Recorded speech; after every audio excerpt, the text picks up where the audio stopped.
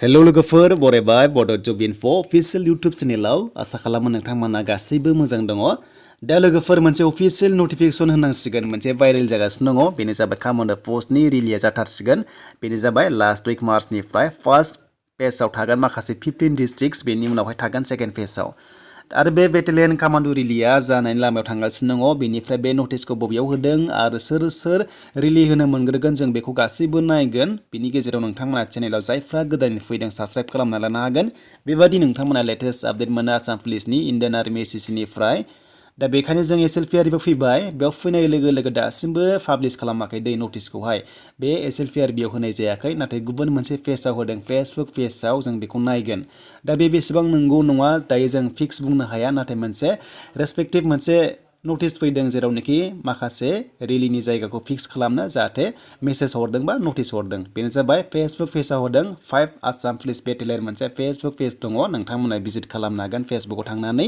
जायफ्रा फेसबुक नायो बेयाव माखासे डेट एन्ड प्लेसनि माखासे आपडेट होदों बेनो जाबाय 2450 भेकेन्सिस कनस्टेबल एबि दाखालि जिथु जोंहा माखासे बेटालियन ओंखारदोंमोन ना आसाम पुलिस कामान्डोआव बेयाव माखासे नटिस हरदों नै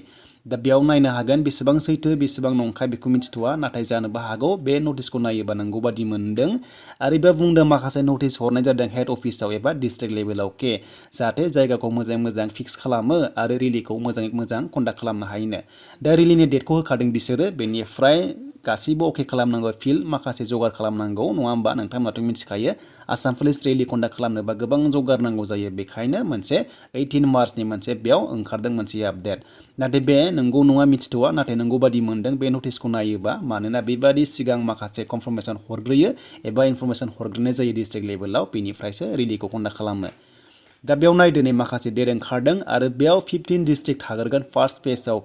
बेनिफ्राय एडमिटखौ नोंथांमोना गाबोन समफोरनि गेजेरावनो मोननायनि लामायाव थांगासिनो दङ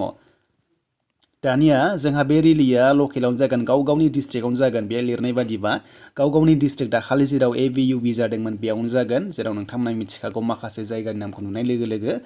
दा बिदिबा जोंना एसे फैदो बेयाव बबे जाग्रोगोन बेनिफ्राय मा थागोन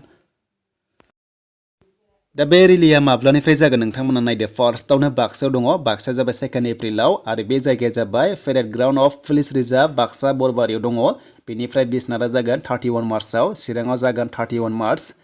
धेमाजि 31 मार्च बेनिफ्राय डिब्रुगड़आव दङ 29 मार्चनिफ्राय आरो डिमा हासावआ 25 मार्चआव जागोन कामरुप एम दङ 31 मार्च बेनिफ्राय कार्बि आंलं जागोन 4 एप्रिलनिफ्राय बेनिफ्राय क'क्राझार दङ नोंथांमोना नुनो मोनदों 9 नाम्बाराव क'क्राझारा जागोन 26 मार्चनिफ्राय लखिमपुराव दङ 4 एप्रिलनिफ्राय बेनिफ्राय माजुलि दङ